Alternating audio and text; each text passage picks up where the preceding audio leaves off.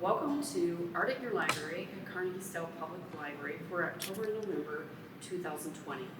I am Susan Henricks, the Director of Carnegie-Stout Public Library, and we're proud this month and these next 2 months to feature me and Nottrott and Andrew Rayside. You'll be hearing from each of them as they describe their works, and you'll be able to see some of it as well. The exhibit will be open during all business hours throughout October and November so that you can come in and see it personally.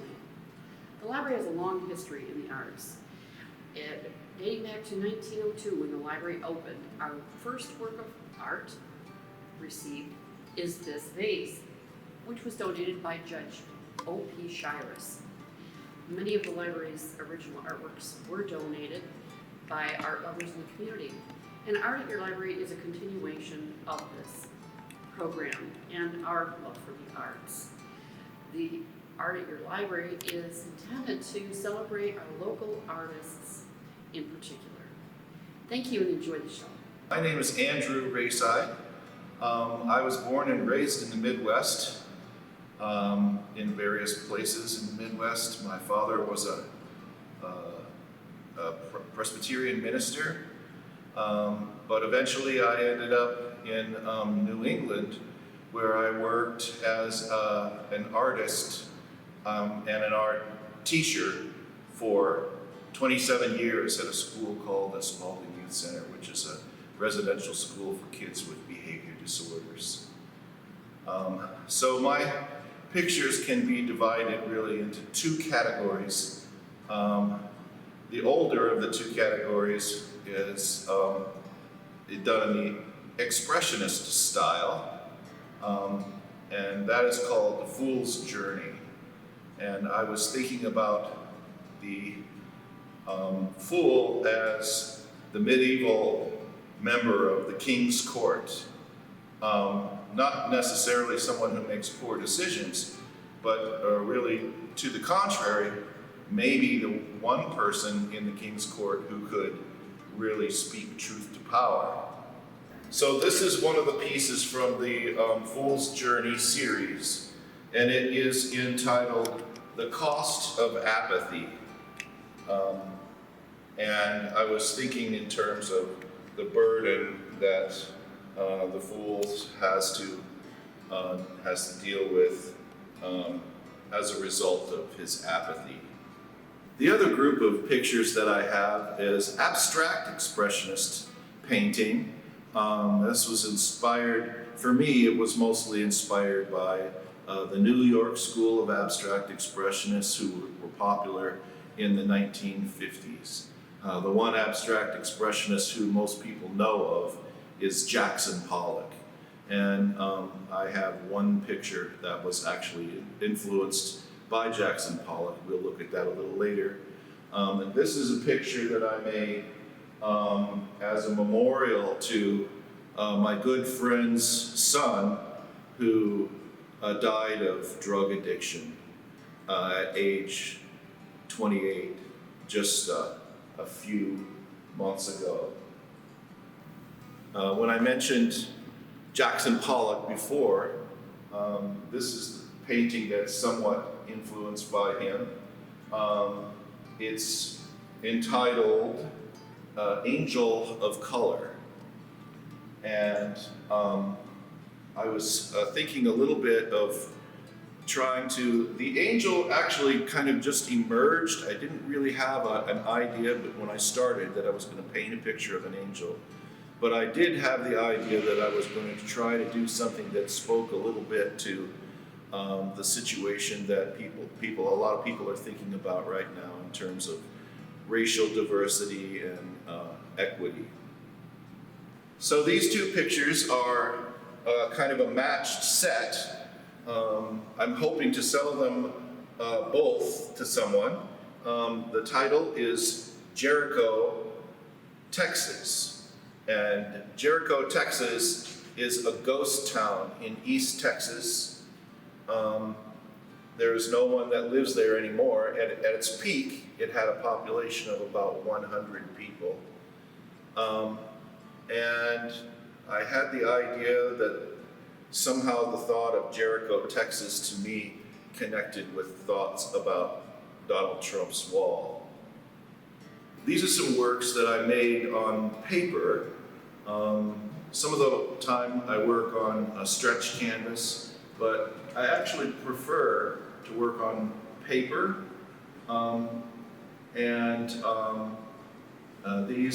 of these show a technique that I use sometimes, which I believe I invented myself, where I can take the surface of the paper off and go back down to the white and then repaint it again using masking tape. And that's what I've done on some of these. This picture is entitled Inspiration in a Time of Entropy.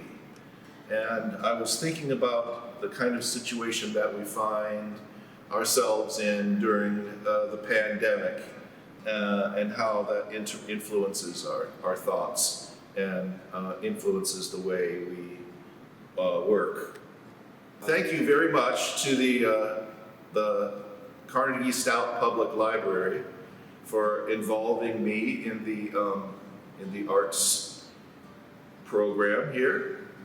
And I hope to see you at the show. My name is Nottrott. I am an artist based out of Platteville, Wisconsin. I graduated from the University of Wisconsin with my Bachelor of Fine Arts in Art Education. I'm really excited for this opportunity, and thank you to Carnegie-Stout for hosting this still. Hopefully we can have an opening sometime. But I paint mostly in acrylics. I dabble in a little bit of every other media from stained glass to wood burning, but acrylic painting is my primary media. For this show, I did a series of plants, and I've always been drawn to plants, both having them and also painting and drawing them ever since I can remember. I like drawing plants. There's a quote from one of my favorite artists, Frida Kahlo, who says, "I paint flowers so they will not die," and I love that. Plants die, it happens, part of life, but painting these plants is kind of my way of helping their life grow on a little longer. So I'll start with this one. This is my favorite plant. It's a rubber plant. I don't have it, but I love it. I love the crisp shininess of the leaves, and I like the way it stands out against this coral colored background. So some of these plants that I painted are my personal plants that I have in my home. Others, like this rubber plant, are just ones that I admire from a distance and hope to have someday when I have a bigger house. This plant, this is my yucca that I have in my home. I love it a lot. I wanted to paint it and I struggled with getting a picture of it that I could work from, that I enjoy. There's just so much going on with all of its leaves. So I tried to zoom in once really close, and I ended up loving it, loving how it looks, how there's a ton of leaves overlapping, and that's why I titled it Welcome to My Jungle, because it kind of reminds me of a jungle, especially from this close, and I love the way that the blue comes in as well. This piece over here is based on my house growing up. It's called Chestnut Street, which is a street I grew up on, and we always had peonies around the house, and then my mom would plant us a circle of sunflowers, and would call it our sunflower house, so that's a really great memory. And then these line work pieces are kind of based on my drawings. This is a style that I like to draw plants in, very linear, lots of lines to show the value rather than shading the pieces in. So I had never painted in that style before and just thought I'd give it a try. And I like how it's black and white with the background being the color. It's a nice break from, in this series, the other bright, colorful, realistic paintings that I brought in. This piece right here is actually my monstera that I have at home that I actually purchased recently. I love it, and I love it on this yellow background and how the leaves overlap there. This piece here, I called it my castle. It's based off like a Cinderella castle cactus, which I really love.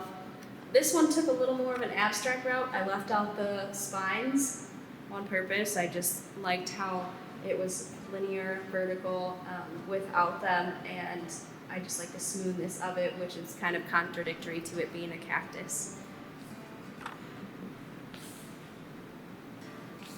This piece, I had the canvas, it's actually wood, but I had it before I even knew what I was going to paint on it, and I wanted to paint something really vertical because of the nature of the long canvas, and I like these cascading palm leaves.